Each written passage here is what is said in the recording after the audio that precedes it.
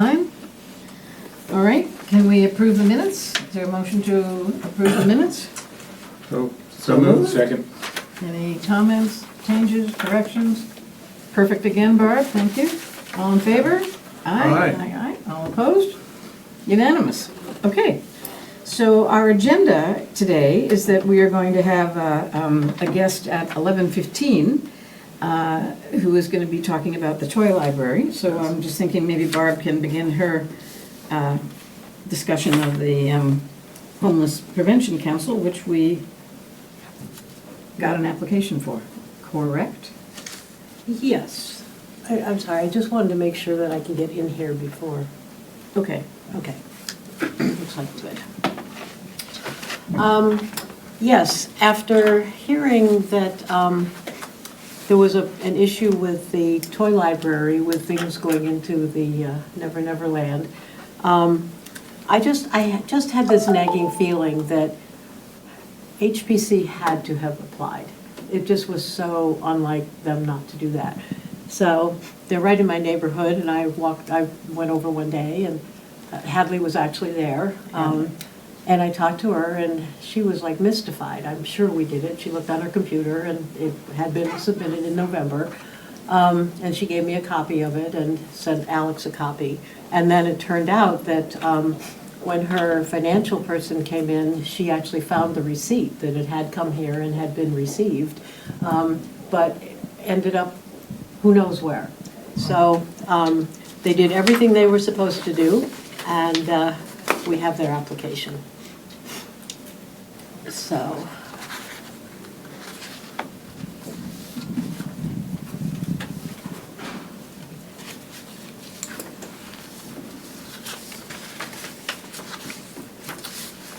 Okay. So the Homeless Prevention Council is requesting $30,000, which is $5,000 more than last year. They have been in existence for 35 years. They provide services to the 8 towns of the Lower and Outer Cape. They served, this year they served about 247 Orleans residents, and they're projecting to serve a few more than that, 265 excuse me, next year, which is about 138 households. Their mission is to provide personalized case management solutions to promote stability for all who live in our community. And the goal of their program is to assist and empower low and moderate income individuals to attain financial independence and preserve their housing. Near the end of their application, when they're talking about evaluating their program, I thought that they made a statement that really wraps up what it is they do. They said, "Success for HPC's personalized case management program means keeping Orleans residents and families out of shelters, helping them find safe, stable, affordable housing, and guide them towards self-sufficiency." This year, for the first time, they have started assigning their case managers geographically. So there's actually a case manager who serves only Orleans. You may have noticed, if you read their application, that they have a lot of interconnection with other organizations. Mm-hmm. So the fact that there is somebody assigned specifically to Orleans that really knows the community, knows what kinds of resources are right here, I think is a very interesting step. They have a lot of different services. Case management is one of their major ongoing services. They start with immediate kind of financial aid for people who are maybe not able to make their rent or need some other financial assistance. Move into more stabilization kinds of services, and then also do some long-term planning to make sure that they maintain their stability within the community. They have 2, what I think are very interesting special programs that go on. One of them is called Adopt a Family, where they get a number of families. I think they serve, I don't remember if I wrote this down or not.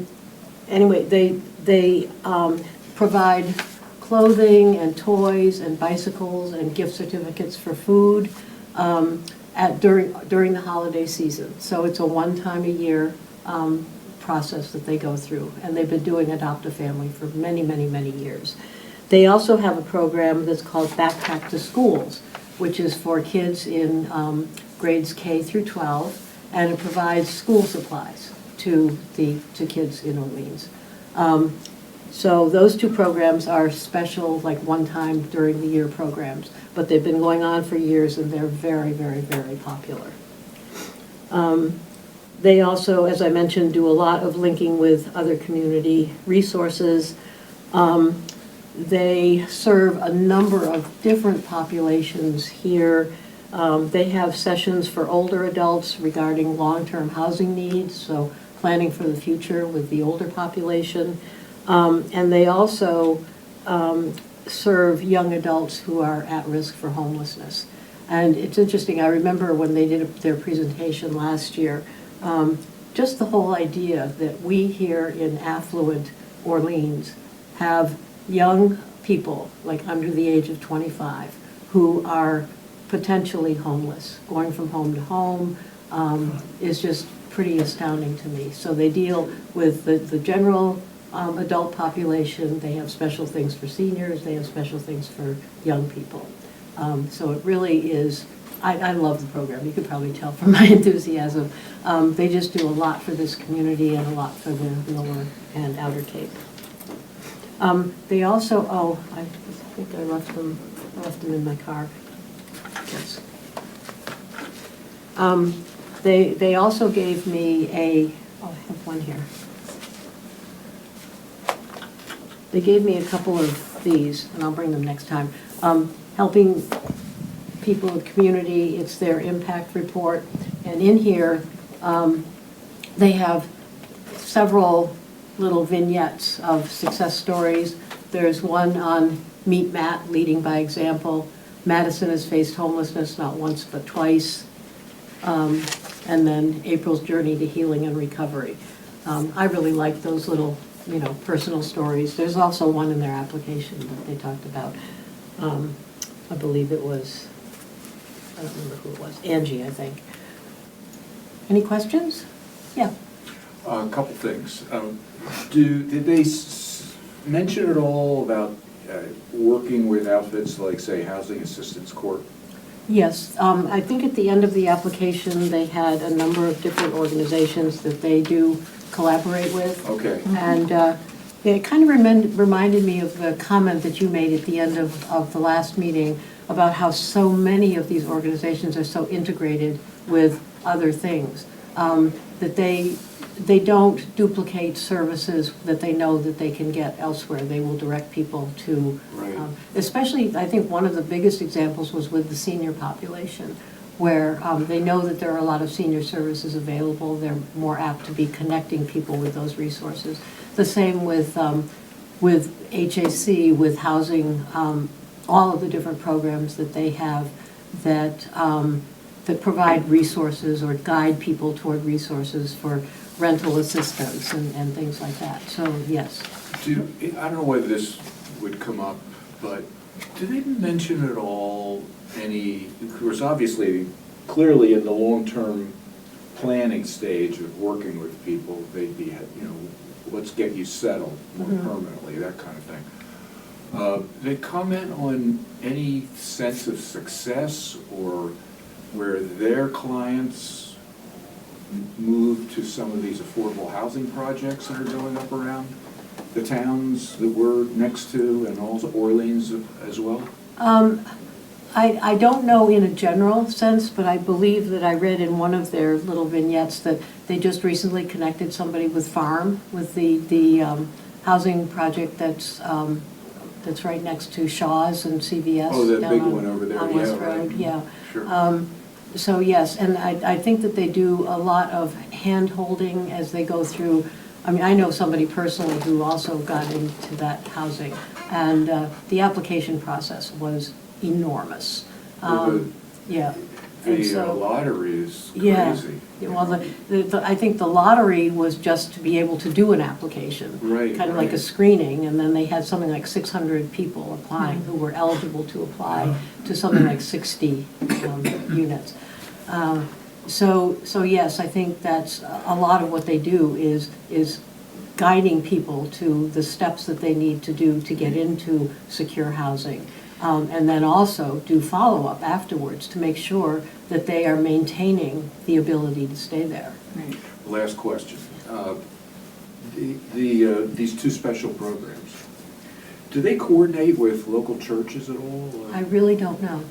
Because Dick, I'm just Yeah. thinking, isn't this the kind of thing that many churches sort of have in their own plate, activity-wise, mission? Well, they do indeed. And I had a chance to talk with Hadley in another capacity, and I was very impressed and deeply struck by the extraordinary levels of coordination and cooperation that exist. I asked her, for example, well, do you work with Lower Cape Outreach? And she started to laugh, and she said, we think we probably need a shuttle that, Yeah. that goes back and forth. So it's, as near as I can tell, an extremely effective coordination that doesn't even have to be particularly well organized, because it just flows. They don't need a lot, what I'm trying to say is they don't need a lot of structure around it, because they all know one another and they work together. I think it's an amazing organization. We are so Yeah, fortunate. I think to have that really it. is We the really point of are. case management. I mean, they're trying to look around to see what else exists. Yeah. I was impressed by the fact that their goals and objectives for the next year, they're going to improve data and case management processes and feedback systems. And that's where, hello, hi, welcome, yes.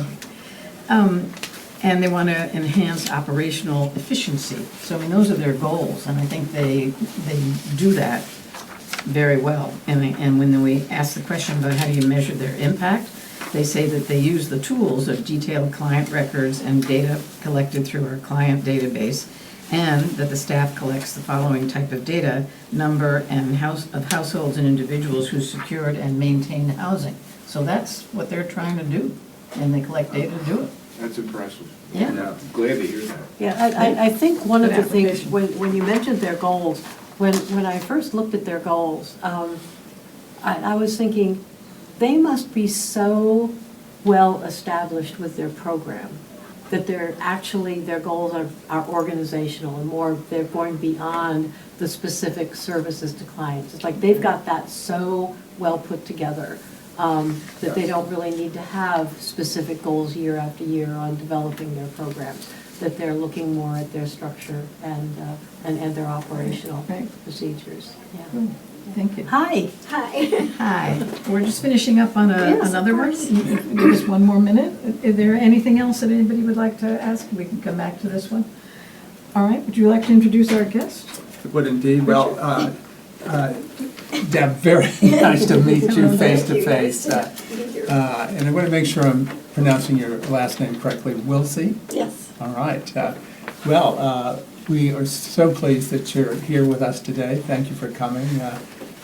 Did you have to come from Rochester to get here? Oh, no. Did you come from? I was in Boston as of Home in yesterday. Chatham. I mean, not in Boston, but also in Atlanta. We just got back from Atlanta from visiting grandchildren for the long weekend. Wow. Oh, well, thank you for coming. So yes, it's, but I am living in Chatham, so. Well, as this committee knows, I had a chance to visit the toy library. Deb and I were on the phone a couple of times, just talking about that visit. And Deb, I had a chance to present your application, and I was obviously very enthusiastic about what you're doing and how you're doing it. So we welcome you here. Maybe we can just introduce ourselves so you're not looking at blank faces. I'm Susan Chandler. I'm the chair of the Human Services Advisory Committee. We are under the Board of Health, and we have a $200,000 budget. And we accept applications from nonprofit organizations, and then we have the wonderful task and the sometimes challenging Yes, task of course. making recommendations that then is approved in the budget of the Department of Health.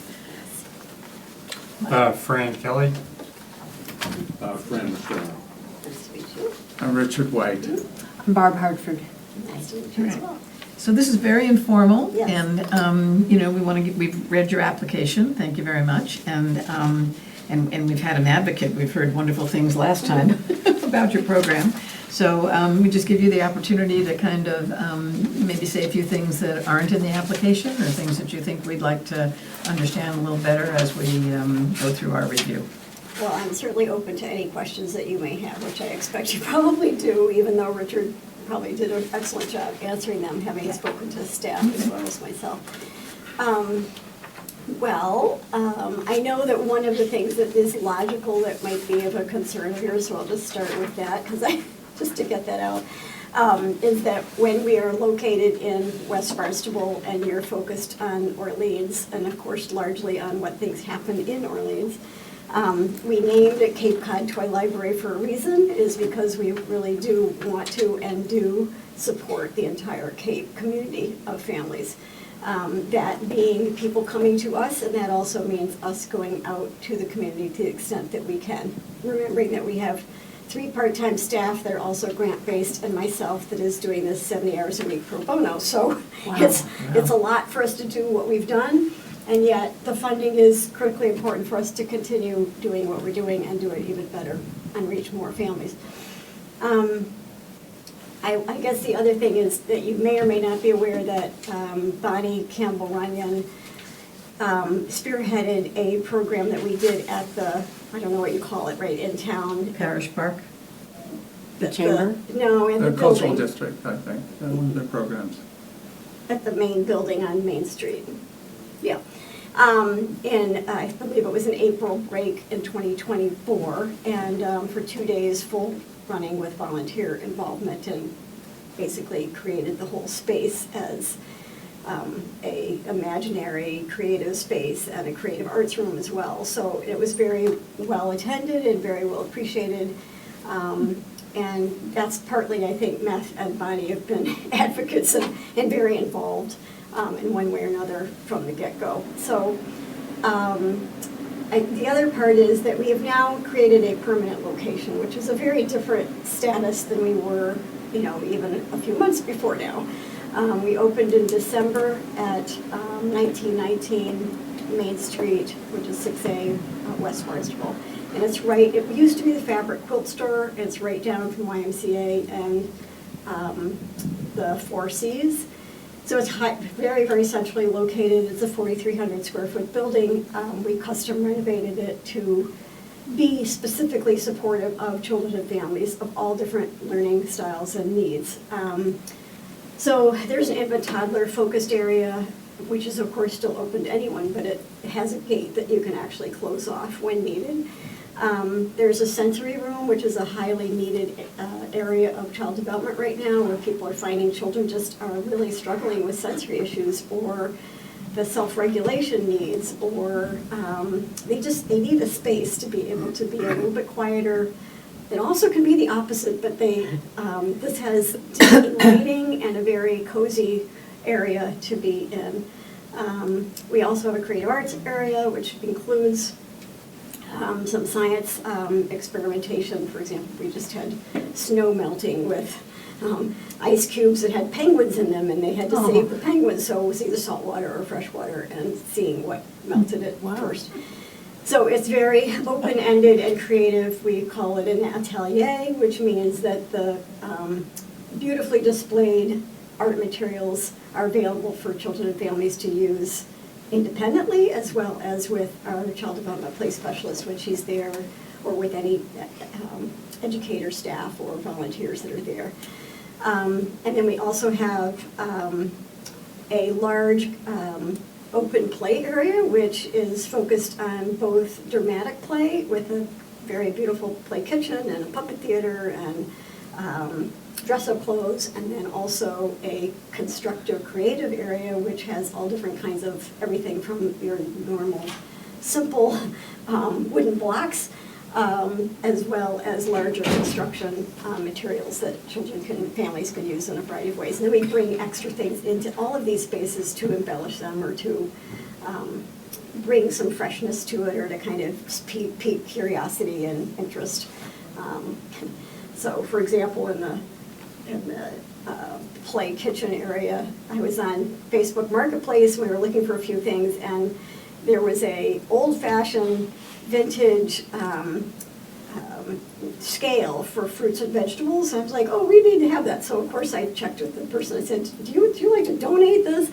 And she did, and then she went in her basement and found more things for us. She was moving away. So it's just, it's a work in progress always. It's just a lot of fun to keep creating an environment and supporting the community. So way back, well, so in related to that, first of all, way back when I first began to explore the possibility of a toy library and community play space here on the Cape, I started in Lower Cape, both because the Early Learning Network people said they needed more in the Lower Cape than in other parts of the Cape because there are less resources in this part of the Cape. And I live in Chatham, so that was pretty natural, right? And yet, finding a place in Lower Cape and finding support in Lower Cape, other than enthusiasm, didn't happen. So, and it just, and we ended up landing in this church for the last 5 years as an incubator space, and we outgrew it. They wanted their space back, which, pushed us further more quickly. But it was time. It was time for us to be in our independent space where we could be open more than Saturday, 3 hours a week. Even still, we drew from New Bedford to Truro. So we are not lacking in people finding out about us and discovering that it's worthy of coming to. And in fact, the family that came from Truro, previously it was New Bedford to Wellfleet. And I said, oh my gosh, we have somebody from Truro. Thank you for coming. And he said, well, you haven't gotten to Provincetown yet? Well, we're going to advocate for Provincetown because it's worth coming. So, that's the kind of, yes. I will say, of course, the toy lending part, as opposed to the community play space, less people are going to borrow from the toy lending if they live in Truro or Provincetown, right? But even still, people recognize that there's more hours they can come besides Saturday, and two, it depends on what they're looking for. If they want to build more experiences for their children, if they want their children to have more independence from them, if they want, a lot of these people are still working remotely from home and they need more support in that way. It's variety that helps children to learn more. We all know that, but we kind of take it for granted. And our generations, our children all had open play and more opportunity for unstructured play than the children today. And it's adversely affecting them significantly. So you may already know some of this, but literally the research is showing that their creativity is down, their empathy is down, their cognitive abilities are down, their thinking skills, their problem solving, etc. And that their mental health issues have gone up. So everything from the ADHD to anxiety to suicide has risen over these years as open play, natural play experiences has declined. So it's a very serious issue, and we say play is our business for a reason, because people need to have a space and they need to have support in that learning and play, and parents need better understanding of why. A question, open unstructured play, why? Why is that a problem now? If we think about it, we need it. If we think about back to in our own childhood, I don't know about you, but I had neighborhood play, and I had, nobody was telling us what to do or where to go or how to. Go before dark. Whatever, That's right. Yeah, and Exactly. we weren't hurt by it. We were actually helped by that, regardless of whether we understood that or our parents understood it. So what's going wrong? So that means that we were child-led. There was no adult leading us and telling us how to or what to, right? So that means we had agency in some form in our life. And what's happening now is children have very little agency. Everything is structured in school. It's all the way now down to preschool, where many of them are very academic-based, including the public pre-Ks. That's not what they need. It's not what they need. And there's so much research to say this, and yet we keep going down this other road. So it's It's very even before the concerning. screens, right? It's just the Yes, and more rigidity of their screens. Even day. kindergartens have screens. Yeah. So, it's interesting because I attended a virtual conference a couple of summers ago, and there were Scandinavian individuals that were being interviewed about, well, why is it so much more effective and, you know, developmentally appropriate pre-K and so forth in Scandinavian countries?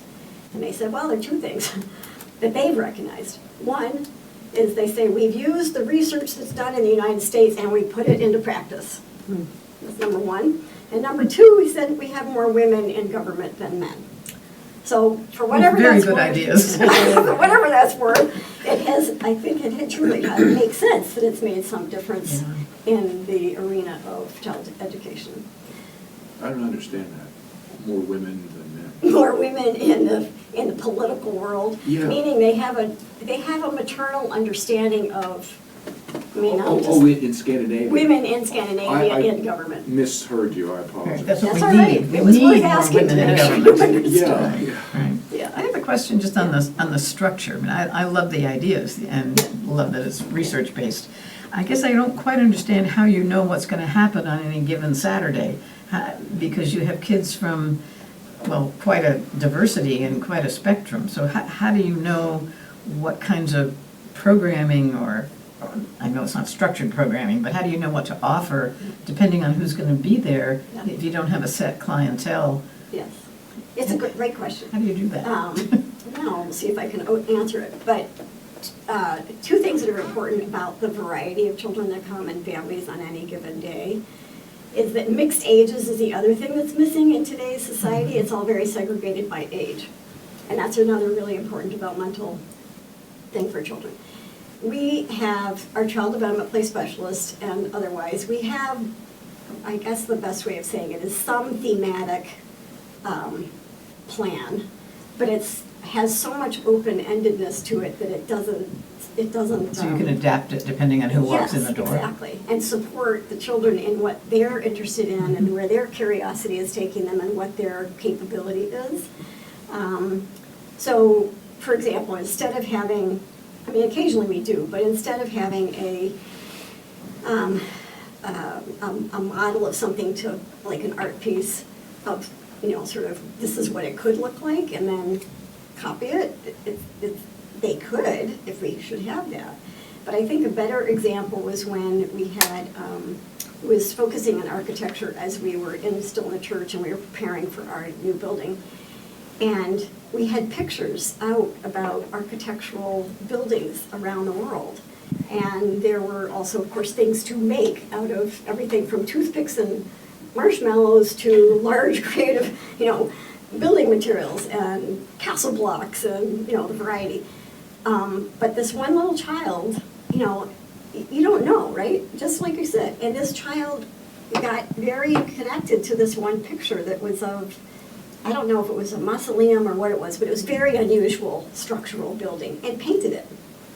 Now, he was pretty young, and so obviously he had some talent, but he was also seeing something that he wanted to somehow depict in some way. But nobody was telling him he had to do anything. He just was inspired by that. So it's very child-directed, I Very. understand that, but it just seems it's quite challenging. I guess at one point you said it was between 0 and 12? 0 and 8 is the And primary 8? early childhood development, but then that 8 to 12-year-old, we do have families who come, and they are especially attracted to anything they can build and create.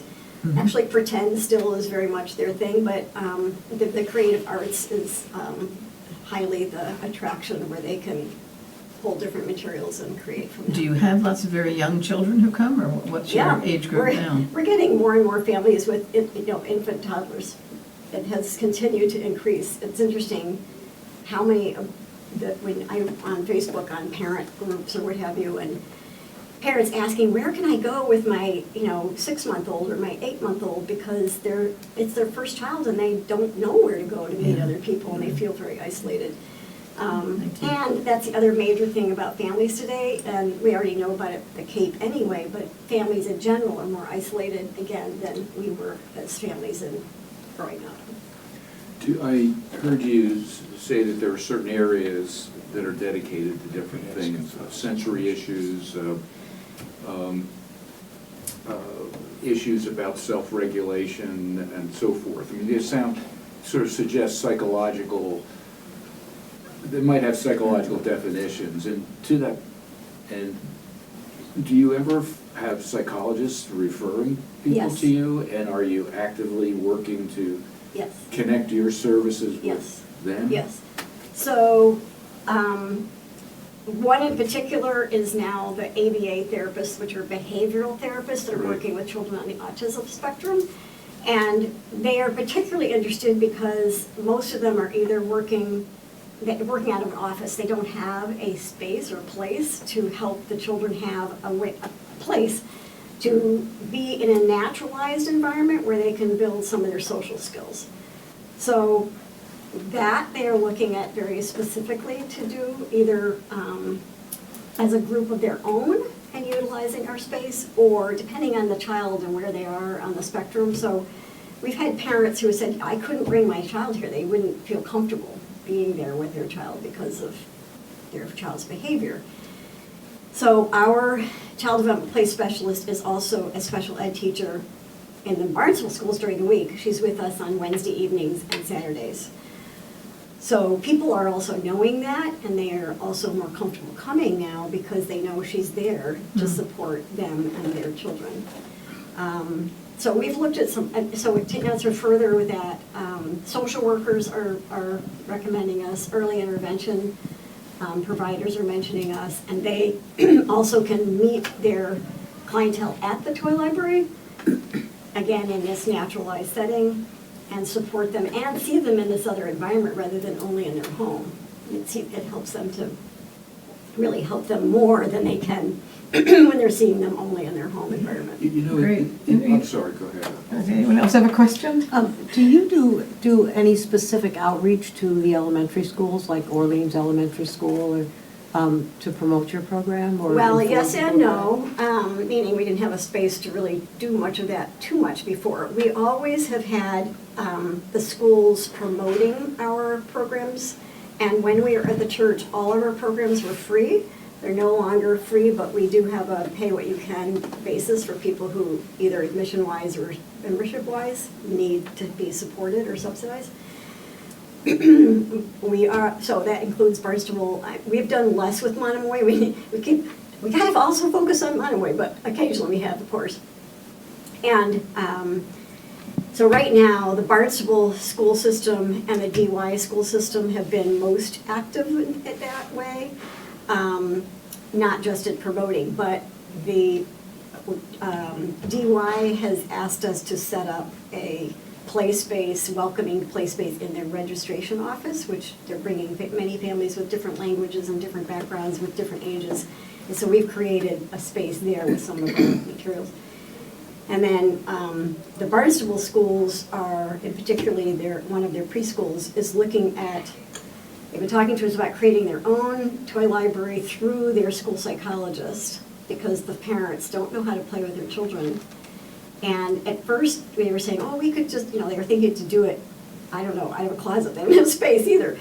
But anyway, and we've talked about it, and I said, if they need the guidance, then they need to go through the school psychologist, not independently making their own choices, because they won't know what to do with these.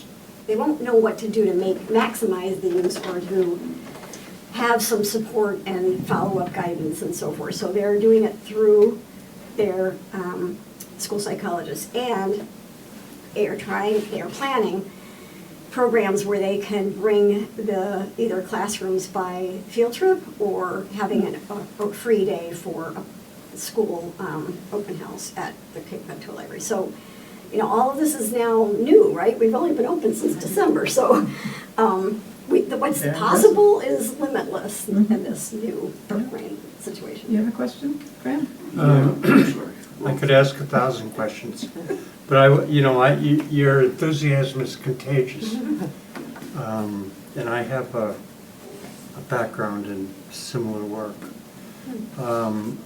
I guess Barb already asked one of the questions about outreach. The other question I would ask is, are the people that are coming to you the people that really need to come to you? More before than now. I mean, we're sort of watching this carefully because we had almost 50% of a diverse population coming to us when we were still in the church, recognizing it was free, but we also kind of haven't been open in the way of having a building. We were working out of our outdoor play oasis during the summer and then doing fall programs with collaborations with other organizations. So it's sort of like a whole new start in some respects. So we are finding more and more Brazilian families are finding us, and we know with culturally that if a population learns of you, they spread the word. And so we had so much variety before, but that is one population. As far as children, again, families with children with special needs, they're finding us through the network of finding the fact that we know we have Patrice there that can also support them. Our operations volunteer specialist is also part-time, new.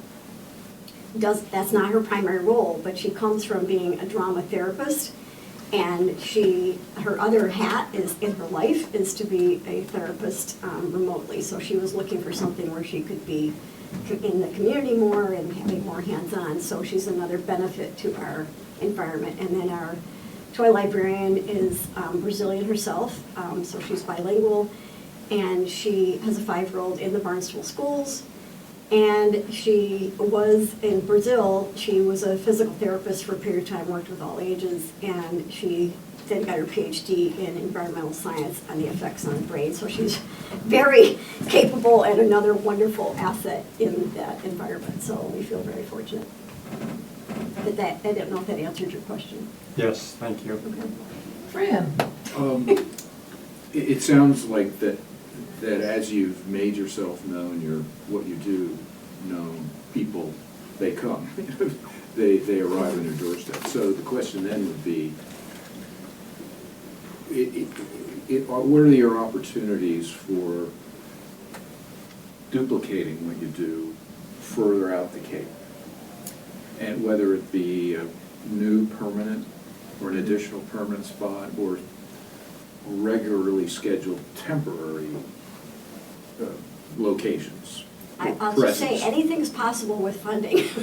Well, there you go, but do you have are you planning to? So that is, I will say was, just because it's been now almost 10 years since we did sort of a full, comprehensive strategic plan, business plan, and one of them is to be able to do satellites, so to speak, in the community beyond where we are. Our lending is an online platform, so that can be duplicated or expanded. It has capability of being in more than one place. The other part is all related to, like I said, staff. I mean, right now, this is grant-based staff, so even that is concerning as we go forward with what's the runway and being able to sustain that. So, one of my primary focus areas now is sponsorship through corporations. We weren't doing that so much before. We were working on grants. And the reason for grants strategically, my background history, is that it gives you credibility and it gives you accountability. And so that has proven to be very true, and I don't think, well, I do think that because of our reputation for what we were doing, all with volunteers initially, has earned us grants for staff, which I think is highly unusual and I'm very grateful for. Also, part of it has been that they know what I'm doing pro bono, and in order to free up more of my time, in order to do more fundraising, there needs to be staff to do the, in-house work. So slowly but surely, we're getting there. Yeah. I have one other question. It sounds like your title understates what you do. I absolutely. And You maybe could that's use some something help. you want to think about. Yes. But I mean, there's a lot going on here that the initial pass, let's say, that when looking at a grant request might identify. And as you describe the things you're doing, you do it even more justice. And you're really saying some things that, or touching on some things that seem to go to the heart of a lot of the way our society's built and that sort of thing in terms of general public health and well-being. But, I mean, it just seems to me, that led me to the question, is there anything like you anywhere else in Massachusetts or Rhode Island, for example? Yes. So if you look up toy library, there's one that is outside of Boston that is for-profit, and she started during COVID, and she started it as a delivery service, essentially. A mom with young kids, and so anyway, she was doing it at her home. Now she has a warehouse, and people can come to that to make their choices, as well as, I think she still has a delivery program. There are others in like libraries. I mean, now a library, if they say they have a toy library, it may be, it's not usually that big, but many libraries now loan puzzles, games, things. You may know that across, most libraries now. But what's unusual, they don't have the expertise in child development. And they're not focused on toys. And they're not focused on play as a basis to building literacy and learning. Right. So they're on the, it's great, but it's not, we're totally focused on the combination. It's very literacy rich environment. We always have children's books, and we also have a parenting educator resource library that you can borrow along with the toys. But we're more comprehensive than that. And we would be even more comprehensive if we had more space and more staff and more everything, right? But anyway, we have a full basement full too that's not cataloged, and again, 98% of these toys have come from families across the Cape. The first one was meeting at Snow's with a family from this part of the Cape on Martin Luther King Day in 2017, 2018. And I, was like, okay, I guess we finally have to start accepting toys because it's they were making it a family tradition to clean out their house at that time of year and having the children give back to the community. So I'm like, okay, this is the right messaging that we want for beginning to accept toys. So 98% of the toys have come from community families or preschools letting go of their toys. And so we've only had one grant where we've asked for funding for toys because we have many things we need to be asking for, and that was for science and math toys because that's less. Well, I think probably I'm going to echo a little bit of what Fran and Barb have said, but as far as doing more outreach or education and consultation, like for example with the schools, if you had some sort of a component of your program which stressed consultation and education, and I don't mean to give you more work, but I firmly believe, without any reservations whatsoever, that kids, as you've already mentioned, don't know how to play. And play is a powerful tool. And I don't believe that a lot of their parents know how to play. Yeah. So I think, if you talk about what you're doing, it's a direct intervention. But there is a place, I think, with the schools, maybe down the road, or maybe it's something, it's just too much of something you don't want to bite off. But I think if you had some sort of program, even if it was an annual event, a workshop, or something of that nature where you emphasize what is play, what is its importance, how does it fit in with development, cognitive, affective, so on and so forth. And I mean, I really think that people are ignorant. And I don't mean that in a pejorative way, but simply our society has changed so rapidly and since the internet and screens and whatnot. not in a good way, in my opinion, as far as child development goes. But it just, food for thought, down the road. Absolutely. And what's your background? Were you in the education field? I'm a clinical child Oh, psychologist. wonderful, yeah. Bingo, right? Well, I appreciate your time. Yes. I'm wondering whether you have any questions for us? Well, I mean, anything more you want to share about your process or how I did bring some pictures that sometimes pictures speak more loudly than anything else, just to give you some vision of, which I will leave them with you. And we are always looking for people to be on our,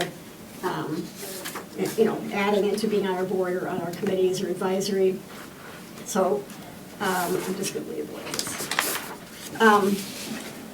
So, keep that in mind as well. We'd be thrilled to have your help in any way that you like. I don't know if you want cards and stuff, Susan, she asked about our process.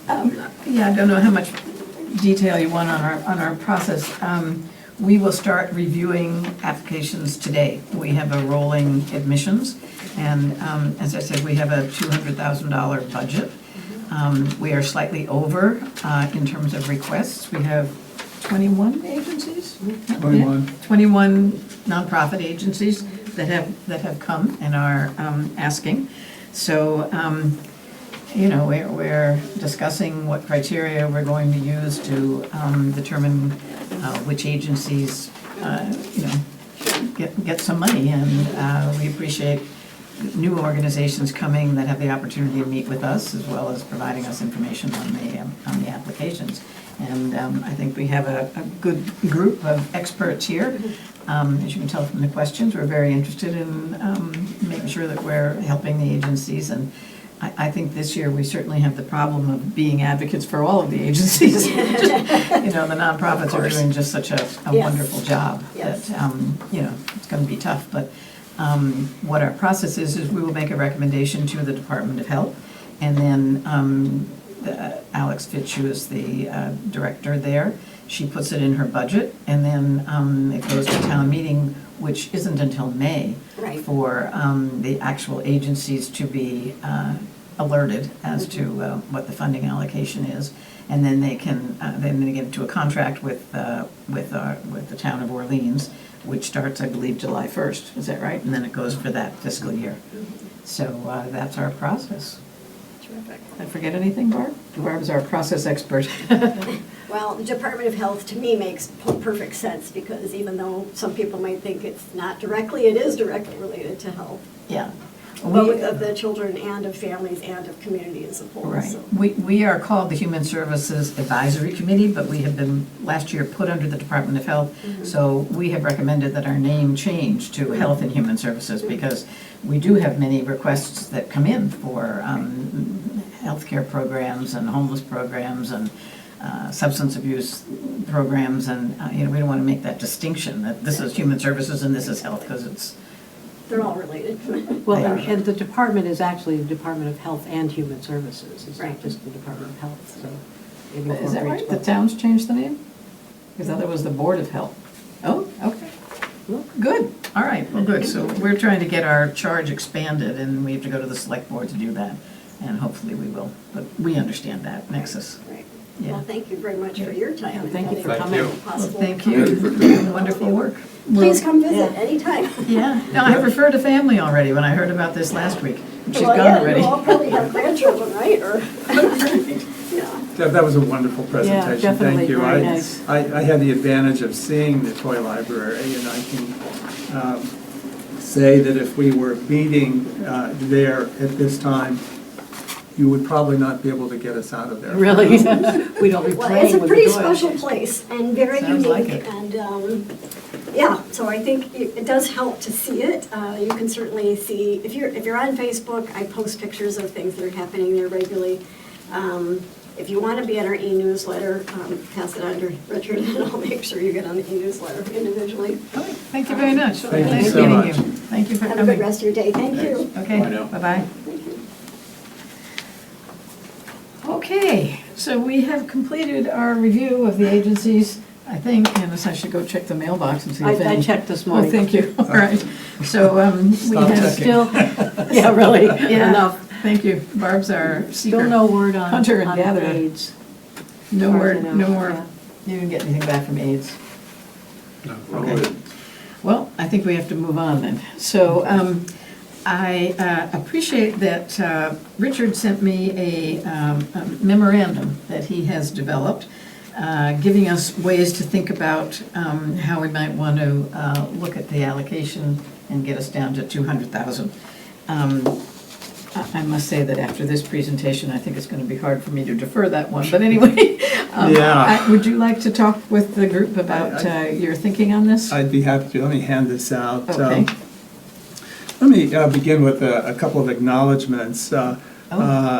Susan provided as you all know, a list of ways we might approach this, and a number of different steps. Yeah, that's for you and that's for the other friend. I didn't realize I had one. Sorry. Yeah, Good. so Susan provided us with a list of possible ways to do this, and I carefully went through that and realized that not only was that a great list, but there were probably another couple of dozen ways we could have worked through this issue. The other acknowledgement, of course, is Barb with these amazing spreadsheets she's been able to provide us that I just don't even see how we can do our work without Oh, thank the you. spreadsheets keep track of what we're doing. So I spent a little bit of time with this. We have 21 applicants for FY '27, but it does not include the AIDS support group of Provincetown, which we haven't heard from. So these applications, and here's the problem, total $220,700. There are two new requests from agencies that total $10,000. We're both aware of them. We just heard from one, and the other is Pleasant Bay Community Boating. So those are new approaches to us. And there are 9 agencies which have requested increases from their previous year. That amount totals $23,100.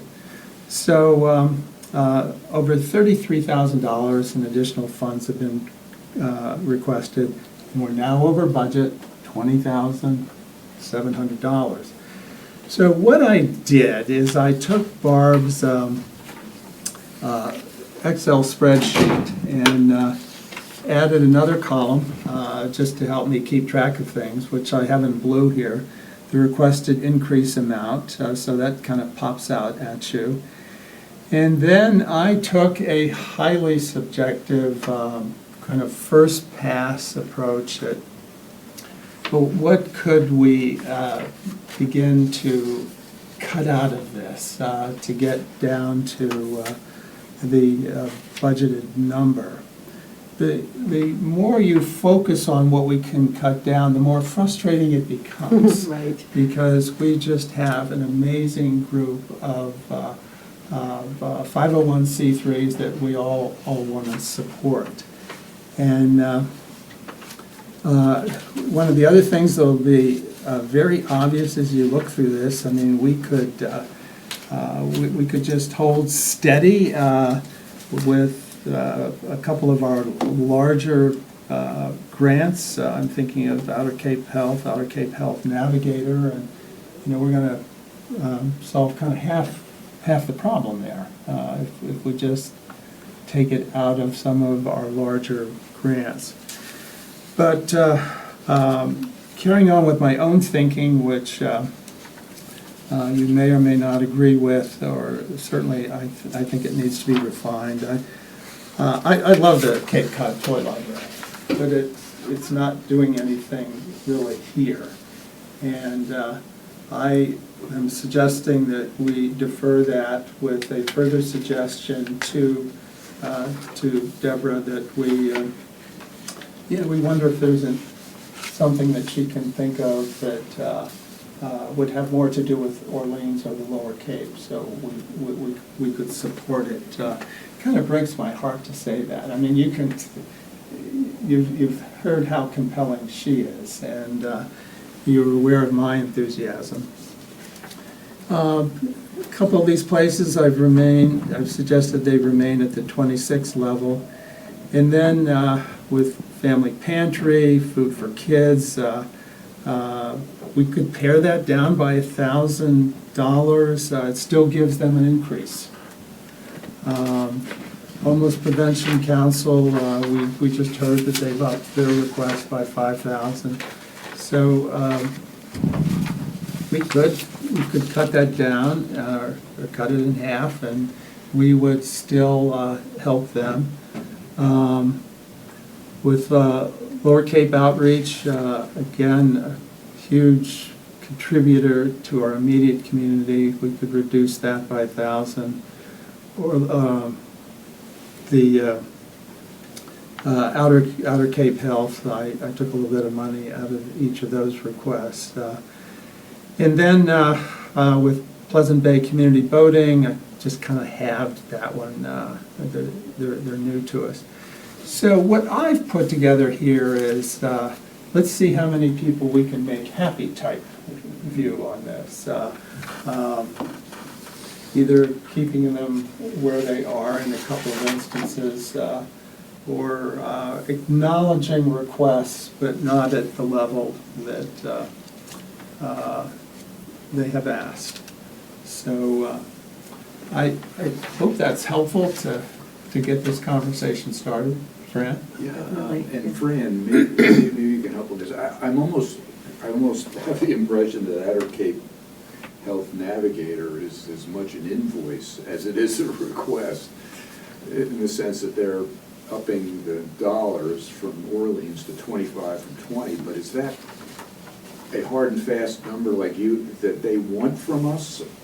What I'm saying is that it doesn't have please attached. It's like, here is the cost of this service for the next year. Does anyone have that impression? I do too. Yeah.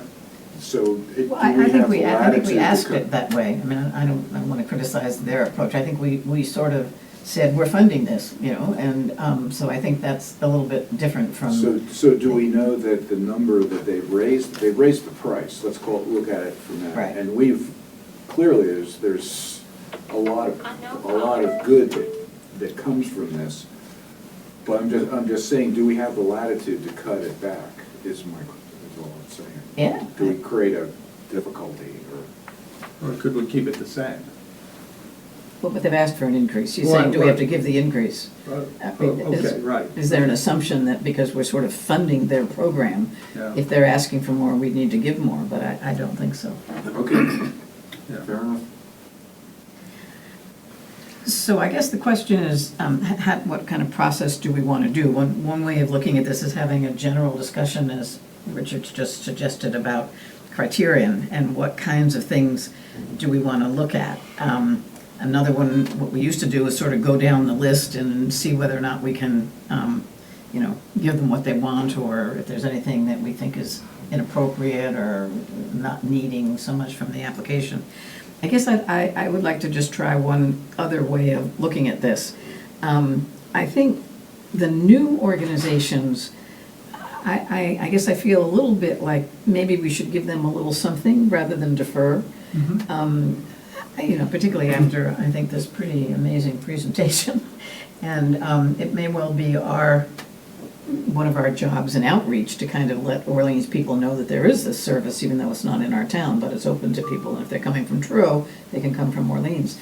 So I guess I'm thinking maybe we could find some way of adjusting the largest applications and taking the dollars from there, and then keeping the smaller ones and the new ones. We don't necessarily have to give them everything, but if possible, I'd like to sort of encourage, with some funding, every organization that's come and taken the time to apply that we feel is worthy.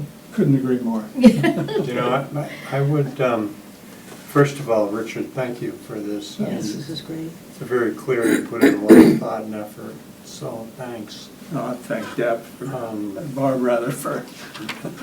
We got a good group here. Barb, Spreadsheet. Right. The question I have is, the first suggestion you made about across the board percentage cut that affects everybody. I mean, obviously, the top is gonna take a greater hit. And I didn't do any of the math, but if that were to be the case, where would we be in terms of lowering the deficit? I don't know the answer to it. And I didn't do the math either, you know, in a. Well, if you look at the fact that we're over by about $20,000 and our budget's $200,000, if we made a 10% cut 10% on cut. everybody, that would get us $700 above what our budget is. Yeah. Right. So it's 10%. I personally don't like that idea. I would like to be a little bit more individualized than that, because I think we haven't really talked about priorities of types of organizations or anything like that, but it seems to me that, especially with the smaller ones, I mean, when you take 10% of $1,400, that's, to me, that's a lot of money, even though it's only $140. It's like, you know, this particular organization has been asking for $1,400 for a while, and why would we want to cut them? I really like your approach of looking more specifically at the ones that are asking for increases this year. Although I do think that there are a couple of organizations that are asking for increases that I think I personally would give them the increases and cut somebody else. So I do, again, it's just, I don't like the across-the-board idea. Makes it simpler for us, but I think there are more specific organizations that we might want to do a little bit of robbing Peter to pay Paul kinds of things, of taking it out of one pocket and putting it. And I think the challenge with across the board is that it doesn't really get to capacity. So, I mean, I think a huge organization has a lot of other opportunities than us, whereas some of these these smaller ones that are sort of doing, you know. I also wonder, you know, if some of the larger organizations, I mean, they probably are throwing out a lot of applications, and they're Yes. gonna get money from other sources. That's what I think. Whereas the smaller ones, like Barb says, they're not blanketing the landscape with applications, because they don't have the capacity to do that. Right. So, I guess what I would say is I agree more with Barb and Richard than across the board. Yeah. I think the other idea that I had sent out was thinking about it in terms of sort of basic human needs as opposed to, this is a really good idea. And, you know, so the ones that are dealing with housing and food and shelter, you know, somehow or other that comes up a little bit to me more than, say, the Pleasant Bay one, which I think we should support, but maybe not at the request that they're asking, because they do have that piece of it, but that's not their whole identity. Exactly. Yeah. And I think all these remarks have touched on, some of these have huge budgets, like elder services and housing assistance corporations. I mean, Right. both extraordinarily valuable programs, so you just leaving them where they are grabs us back a couple of $1,000. Yeah, I think,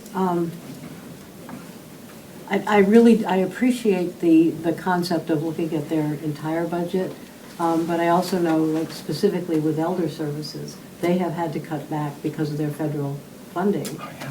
They've had to cut back their Meals on Wheels by 1 day a week, and so, Good point. you know, and we didn't really get, I was kind of surprised that, if my memory serves me correctly, we didn't get a lot of pleas of, our funding has been cut, we need more local support kinds of things. I don't think we heard that from Elder Services, really. But I know specifically with them, they have had to cut back because of. I don't know if a lot of them were in a position to say It's a that. little early. Yeah. Yeah. Yes. But I think I go back to, I forget who said it, but, you know, Medicare and Medicaid, which Elder Services would be involved with, have taken a huge hit from the feds. I think it doesn't take effect, though, until 2027, so that Okay. so in a sense, they know it's coming, but they can't say, we've taken a 20% cut yet. I think that's the problem. They're trying to prepare, but they can't, because I think we did ask those questions, and, the cuts are being pushed away past the election. So,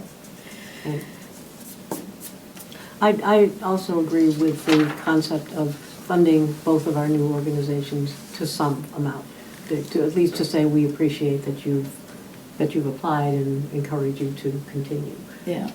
I think you actually mentioned that Deb had been swamped with the number of applications Yes. that she was making for grants, and and I think 'tis the season, when people are really spreading as much as they possibly can to get as much funding from different places, because of potential cuts and actual cuts too, so.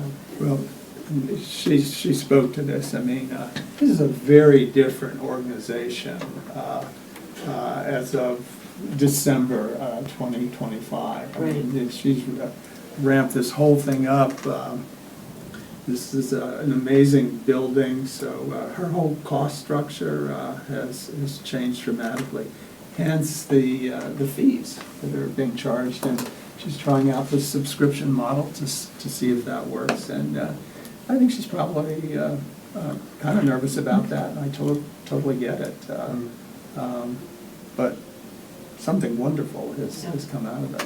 And Fran, I really appreciated your comment about the title of their program is such a misnomer from what they're actually doing. She Yeah. never did talk, other than saying she had a toy library, and we didn't ask her either, so Yeah, it's on us I too. get the But the whole feeling- idea of lending toys seems to have become a really subservient to what it is. The program that, now that they've moved into this new facility, This community is starting. place-based is Yeah. what she's calling This it. concept is, Mhm. I came away with that, I mean, are there consultants for, nonprofits? Because they need one.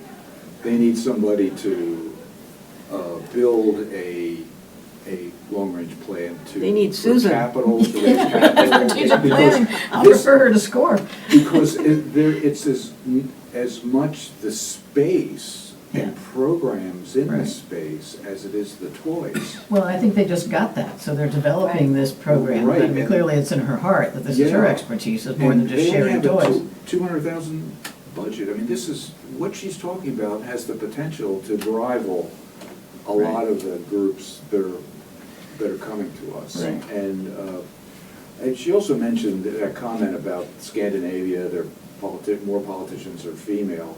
That may be the case, but the educational establishment in the United States is predominantly female. You're right. Yeah, it is. So they don't seem to be sympathetic to this concept, or at least it's not getting through.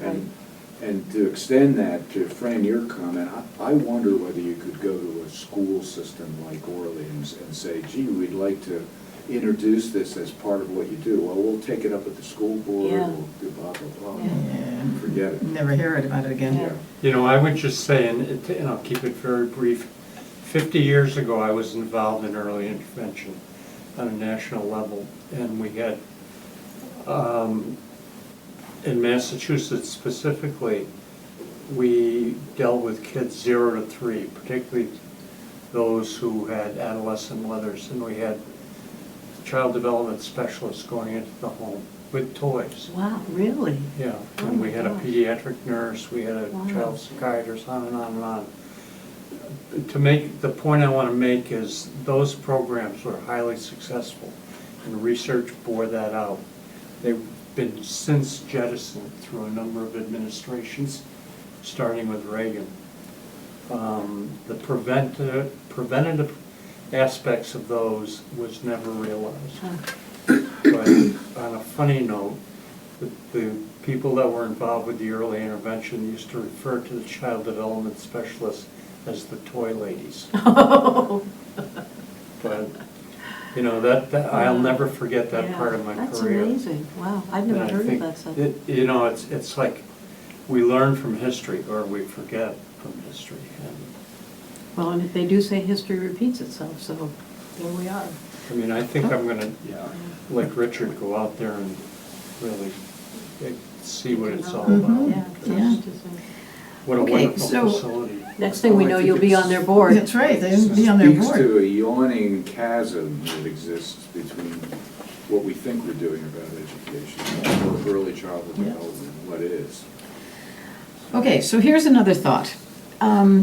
If we want to keep something for the new organizations, Pleasant Bay and the Toy Library, one way of doing this would be to look down the blue column of requested increases and say if we half Pleasant Bay and we half town, the Toy Library. So that if we're 33,000 over, I mean, that would be a cut of 33,000, right? Which would It be would- more than what we need. Yes. Yeah. So, but in that would be, we have the Toy Library and we have Pleasant Bay in there as 10,000, 5 each. So if we put them back in, we're at, we're cut 23,000. We only need to cut 21,000. So it's almost across the board by saying that we're taking the increases. We're not giving people increases, but we are supporting the new organizations.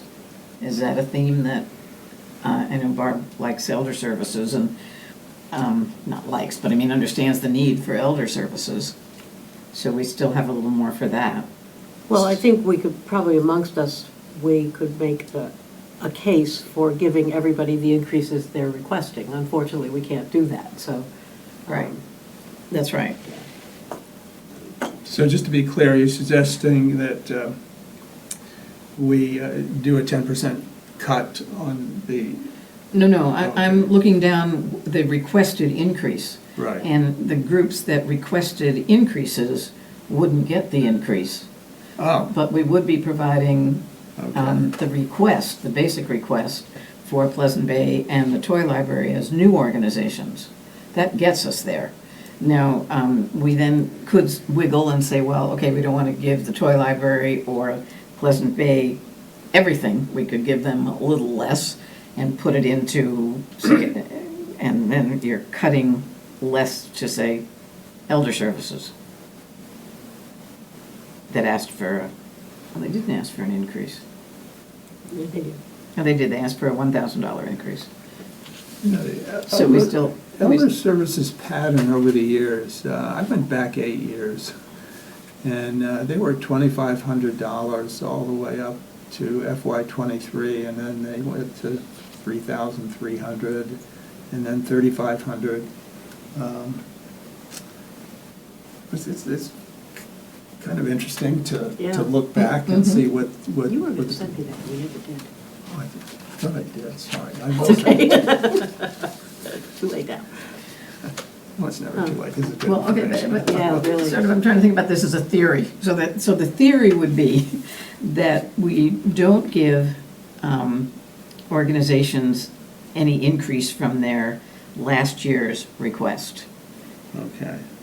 And we do add the Toy Library at, say, 2,500 instead of 5,000, and Pleasant Bay at 2,500 instead of 5,000. So level funding for everybody else? Yes. Okay.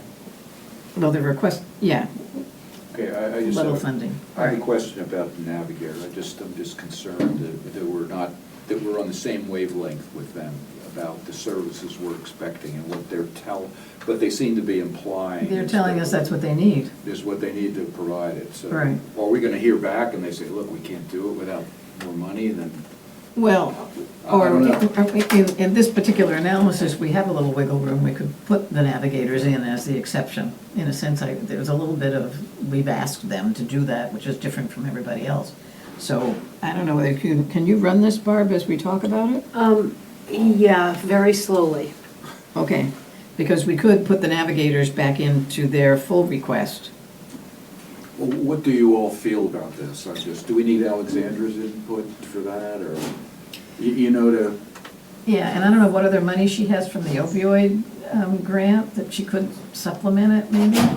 yeah, it just feels there's, you know, this is not clear cut. Yeah, I guess I didn't feel that they were sort of demanding or saying that they can't do it without these funds, but we did, it's a staffing issue, right? We Yeah. asked them to encourage us, to do this, because the But it police is a didn't. 20% increase Yeah. in 1 year. Yeah. Now, maybe we've presented them with a bigger Ask. job, you know? Yeah. I don't know, I don't have a Okay. feel for that. Well, we certainly could follow up with them. But I like the idea of starting, of taking the blue number and zeroing it, and then backing our way in to what we feel is Okay. right with the surplus. So the ones that aren't an increase are we have in there, we have the toy library and we have Pleasant Bay.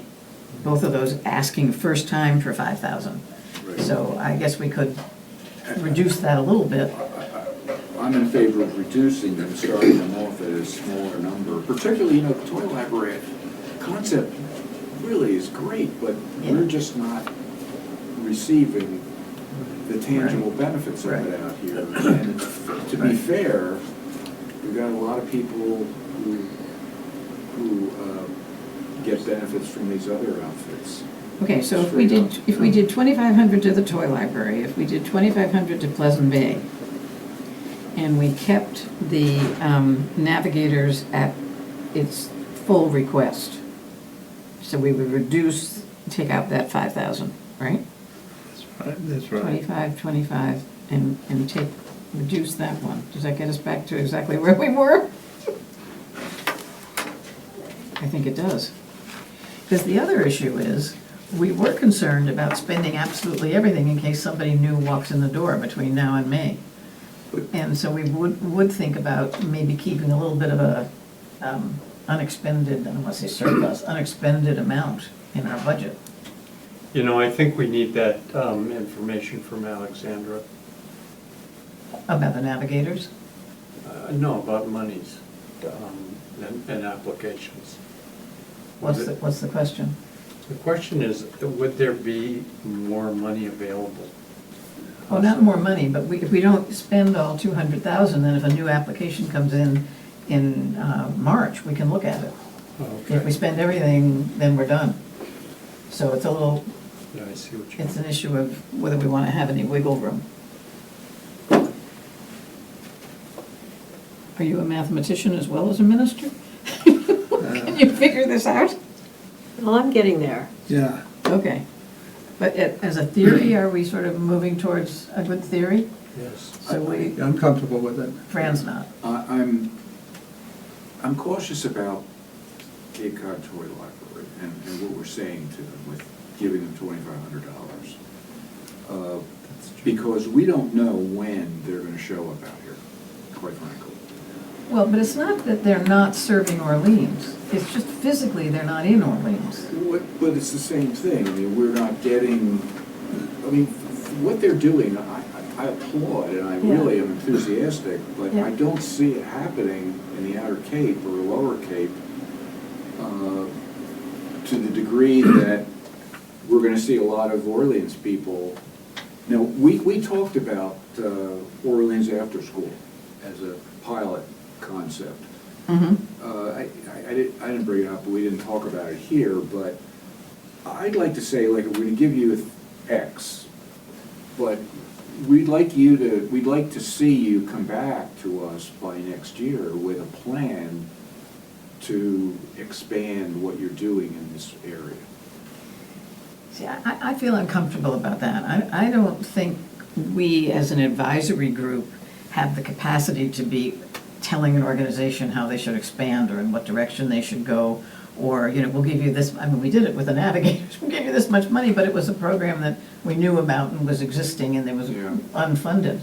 But I think it's a little bit beyond our reach to kind of say to a group, well, we want to see your strategic plan next year and see how you're responsive to our requests. I think that's a little beyond our issues. I guess I'm enthusiastic about the toy library because of the concept. And as I say, I have a friend who's working with an immigrant family, and she does babysitting on Saturdays, and I thought, wow, wouldn't this be a fabulous place for her, she's in Brewster, but for her to go take her kids on that, they're like foster kids or something, on a Saturday. And so, even though it's not serving Orleans yet, I mean, some of these other programs like Big Brothers Big Sisters only serve 4 people from Orleans, but the capacity is there and the idea is there, and I think that's what I'm thinking we should support, Well, rather than giving I them mean, nothing. Deb did mention family from Truro and Wellfleet, or Truro. Truro. Yeah, I mean, there So- may be other families that are accessing Joy Library that, we don't have the demographics, Right, so. right. But I would assume it's for people, it's serving the closer area, people don't drive those distances, No, I- even though it's not that. Susan, would it? Did you get it? Would you, I heard what you just said. I mean, if we offered or granted $2,500 to the toy library, she actually began with an acknowledgement that she's not really present here in Orleans, Mhm. but, we hope that might become Inspire them. seed money Right. or an Right. inspiration. Right. For something that touches a little bit more directly on us. And, she'll be back next year. Right, yeah. And we can see whether that happens or not. Right, And if it right. doesn't, we can. I'm okay with that. I would prefer that than to say, why don't you think about coordinating with this specific other organization? Let them come up with an idea for better meeting the needs of Orleans, and knowing that that's what our goal is for funding. Did you If we figure it out? If we keep everybody at last year's allocation, Mhm. except Navigator, which we increased to 25,000, Mhm. and if we give Toy Library and Pleasant Bay 2,500, Da-da-da. we are at 197,600. Wow, thank you. 97.6. Do we stop there and have a little bit of spare change? I mean, for just what you were talking about, later in the year type of thing. Well, there's two ways to think about it. Can There's- we come back Yes, and say, we're gonna yes. change somebody else because That's we right. never got any more requests? While this is public in the news, we're making a recommendation to Alex that sort of is at the moment. Okay. So I think if we did that, we could say, well, this is our first pass, Okay. and the organizations don't know about it until July. I mean, it Yeah, hasn't, fair. so it's kind of our first suggestion for meeting our obligation of getting under the budget. That makes sense. I don't know, is that, I think that makes sense. I want to spend all our money now. you want to go spend that extra 3,000 right this minute? Well, I have favorites, obviously. I mean, I think we probably all do. I think Lower Cape Outreach is absolutely amazing organization. I mean, not that they all aren't, but they are asking for $3,000 more. I'd like to give them a little more. I've already said I'd like to give Elder Services a little more. I'm just looking at the other ones that are asking for increases. I would not give HSAC. Homeless Prevention is asking for a lot more. Family, I don't know, I mean, I think we could easily spend the $2,000 or $3,000. But, I mean, I'm okay with leaving a cushion. I just wonder what we do. I mean, I doubt that somebody's gonna come in and ask us for $2,300 or something like that. So, we don't have a lot of money between the amount of money that we currently have on the Right. table. And, I mean, what if AIDS does come back and ask for $6,000? We say we're gonna give them $2,300, or a Yeah. new organization comes in. I mean, we're Yeah. so close to our budget, and I think it's really important to have a spreadsheet like this that says, look, even without one of the organizations requesting the $6,000 that AIDS requested last year, we still, have requests of almost $21,000 more than our budget. We need more money next Mhm. year. Mhm. And so I'd like, I mean, personally, I think we should just get to the 200,000 and be done with it. but I'm not wedded to that position by any means. I like that a lot, actually. I think we just need to get there, rather than hold back. Okay, and I guess, so we're looking, if we go that way, we still have 3,000, how much We have left? 2,000. 2,000? $400. $2,400, yeah. 2,400, 2,400. Okay, we could all recommend our favorite, see who else would go. I guess my issue on the large organizations like the Lower Cape Outreach is that they have such capacity to raise money. I mean, they have the gala and they've got this fabulous board and it's, they could do it without the additional, I think. So that's why I don't lean to the sort of big ones. I'm more concerned about the little bitty ones. But the other recommendation would be, we could complete today as a draft budget with the $2,400. I don't even like to use the word excess, but unexpended dollars. And then we're done for this season in a way, unless more money comes in. Or if we want to, more applications come in, or if we want to in March, have a meeting to sort of spend that final amount. Well, I have a question, and it again goes back to the AIDS Foundation, but I have contacted them several times, been reassured that the application was sent. It obviously is not here, because I think it would have emerged somewhere. It hasn't.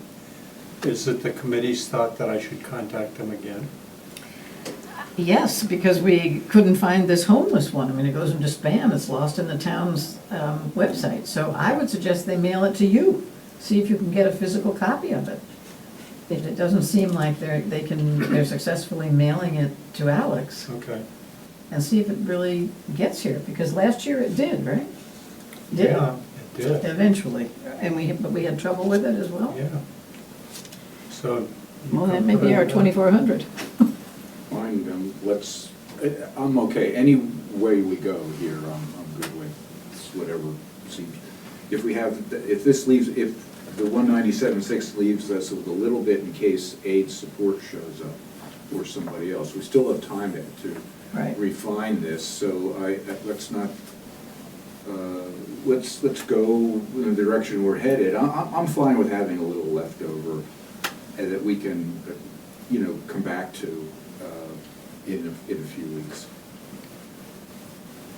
Yeah, I'm fine with that too. I mean, I really like the idea of leaving it open-ended until we have to make a decision. I just don't want to be presenting an allocation less than our budget Okay. to the department. I agree. Well, if this is the first non-official cut that Right. Alex is gonna look at, Yeah. what do you think? Right.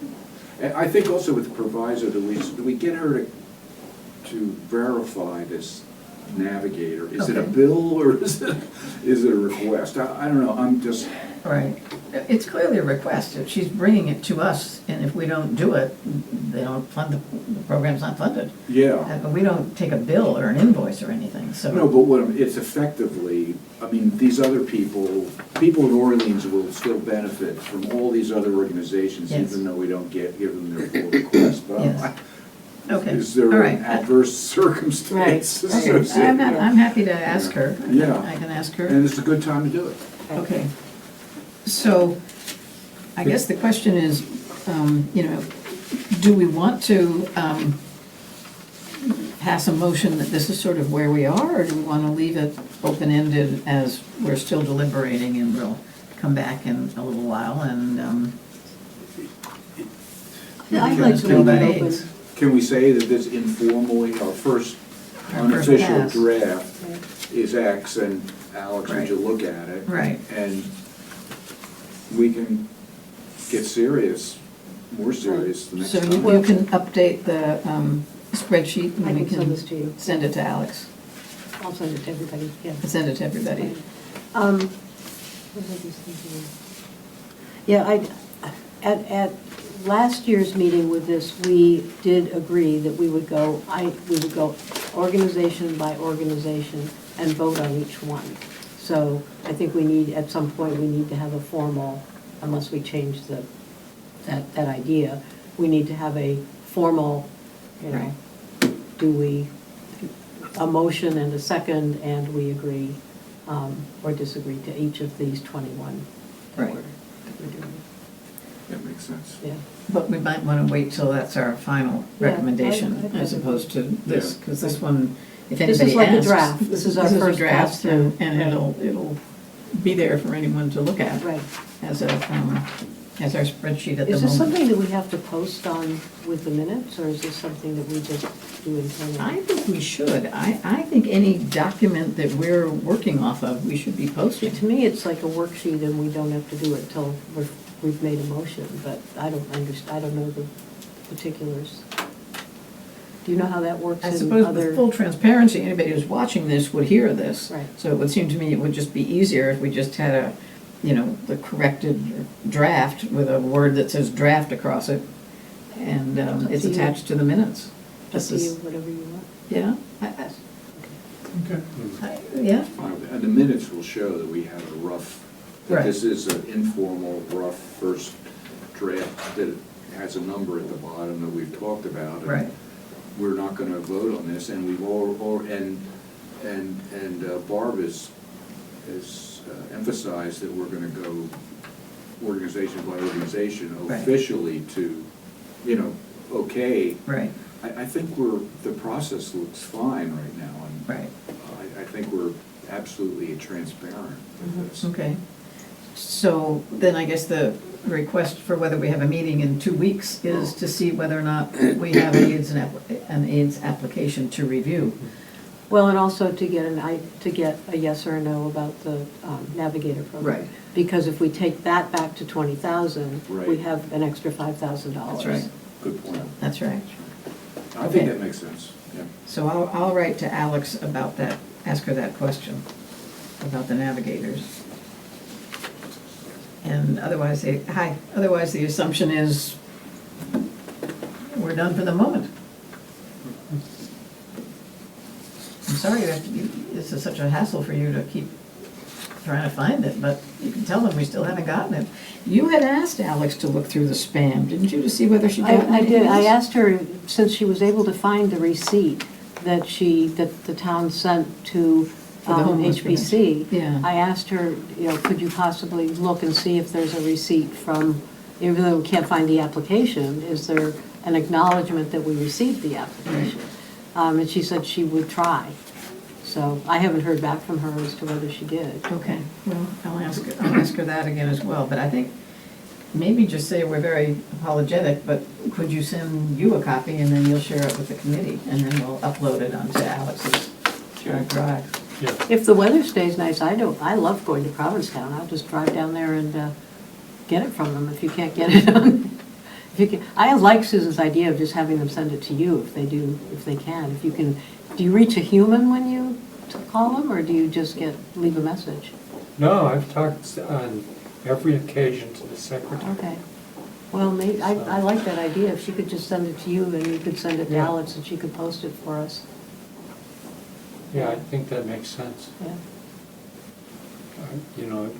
If it gets, my spam is not that complicated. So, I don't know where it gets lost in the town, but for some reason, it's not getting to Alex, so, and this other one didn't either, which is, they have lots of experience with the town, so. Right, but they send it to the address that's at the top of the application. They send it to the town of Orleans as opposed to specifically to Alex, so.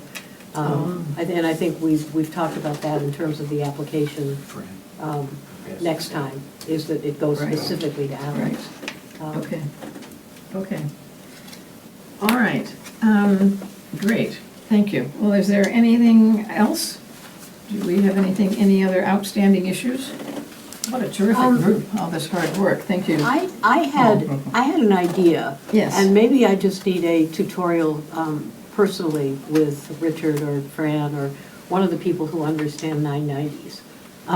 But I would love to have those of you who look at them and interpret them, even if it's your own personal interpretation, to just take I don't know if we just pick one of the organizations or if we just take the form itself that's empty, so that when we're reviewing next year, I would like to know specifically some ideas as to what do you look at? You know, what's important to look at? There are a lot of numbers on those things. And so if those of you who, I mean, unless I'm speaking to people who know a lot about the 990s, a tutorial for me, whether it's just you and me or you and me or whatever, as to what to look for, what to highlight, you know, what made you pick that one thing, would be very helpful to me. And I don't care if we do it at the end of this season or if we do it at the beginning of next season, but I really would like to know what to look for.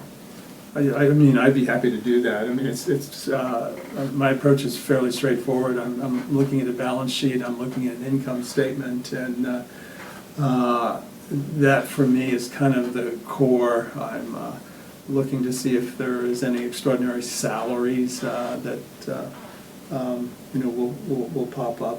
You know, the other thing that I stumbled on, the Attorney General has a very interesting, or provides a very interesting access to portal to every registered 501c3 in Massachusetts, and you can get the full audited statements if they provide it. So there's another place to go if you want to look a little deeper. I'm just one of those people who I love to read annual reports, and I start with the notes just to see what's going on. Is the Attorney General's required, or it's not? I think it's just the No, name is required. I believe they're all registered. Yeah. They're registered, but they don't have to provide the data like the 990 for the IRS. Well, I don't know the answer to Yeah? that. Yeah, but I was actually interested in the Navigator program, so I was looking at, actually with just Outer Cape Health, I was looking at Outer Cape Health's full financial statement. Mhm. Well, if we do some kind of workshop, you know, we'd have it posted, we'd have to post the agenda and all that if you're doing it with more than one person, but maybe we all do it, and if you financial wizards can kind of go through it all and say, this is what you think about, and what do you think about, and what's most important to you, it would give us some kind of idea about how much agreement there is when we review these things. Because some of us take a lighter touch. I take a lighter touch than I think others, that, you know, in terms of what our role is. But I think that would be a great idea. We could just put that on the agenda, and we can do it online and get several different people's opinions about that. You just lost me. Do it online and get people. Well, I think if we do it here, but we do it in public, it would have to be right. a posted meeting Oh, yeah. to kind of do it. That's If what you're I gonna mean. do it for more than That's why anyone I else. said I'd like it on new business, I'd like it to be Right, an agenda item Right. for a Okay. meeting. all right. Good idea. Fine. Okay. Would you want to do that soon? Would you like to do that in the next meeting coming up? It's really up to those of you who are willing to present. We could Well, do we're it. gonna have how much more official will we get with, assuming we got feedback, satisfied, et cetera, but how Mhm. much more official are we getting with our grants at our next meeting as opposed to? Well, I think if we get the information about the navigators, we'll know whether or not we're at 5,000 Right. extra or 5,200, 7,400. Right. And then I think we'd have to wiggle and see Well, and whether if or we not- get AIDS, how we then wanna do Fran it. would And if we present get the AIDS, we want to AIDS. review the AIDS application. Right. So we need to know how much money we have and if we have a new application. Well, maybe we should leave room for some of those things Okay. for our next meeting, and then address the other topic at a later At a meeting, later once we time. have this behind us. Okay. I have a meeting in Provincetown that I'm going to right now. I so think we're about ready to adjourn. Do you want me to go ahead and swing by after 3 o'clock with the AIDS support group and see what I can pick up? Oh, you're going up there? Oh, yeah, Yeah. that'd be great. Is that all right with you? He's up there physically and see if we there can get In it. Provincetown? Yeah. I think it's in Hyannis, the office. Oh, is it? Yeah. Oh, I could do, oh. I think there is an office in Provincetown. I've been Let's see. communicating with somebody in Hyannis. Oh. Maybe, Does anybody have the last year's applications? I probably have it on here, but finding it would be. Well, if you just look it up, I think. AIDS.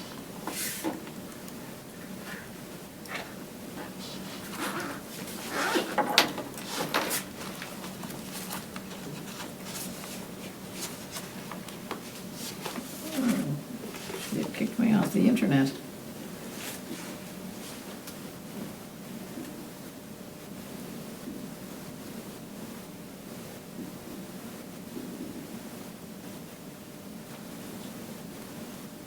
AIDS support of Cape Cod.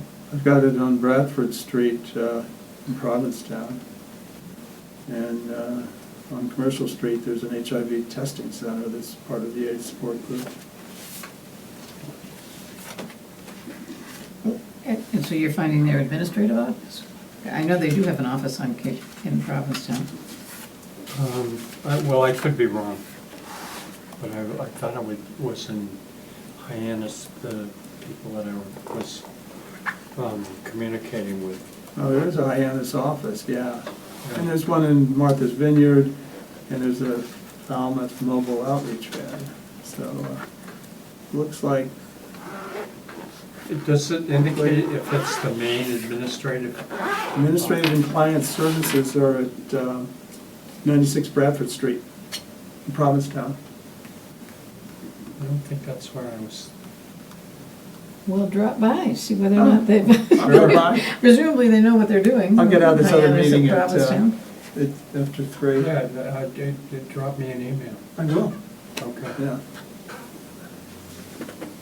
Were you planning to go to Hyannis? I was gonna call them and see what's going on, Yeah, okay. but, if Richard's gonna do that, Okay, well, if you guys stay in touch, and then if it's not Yeah. coming from that office and it's coming from the other office, if you know. It says here their administrative office is on Bradford Street in Provincetown. And so the executive director lives there? Well, it says administrative and client services. Yeah. It's the only one that, of their locations that says administrative. The other ones are just client services and prevention. Just client services, oh. So their administrative office is in Provincetown. How fortuitous of you. Yes. Well, I'm already late for this next meeting, but Okay. that's fine. Well, would you like to move to adjourn? I moved. motion that we. A second. All in favor? Aye. Aye, thank you.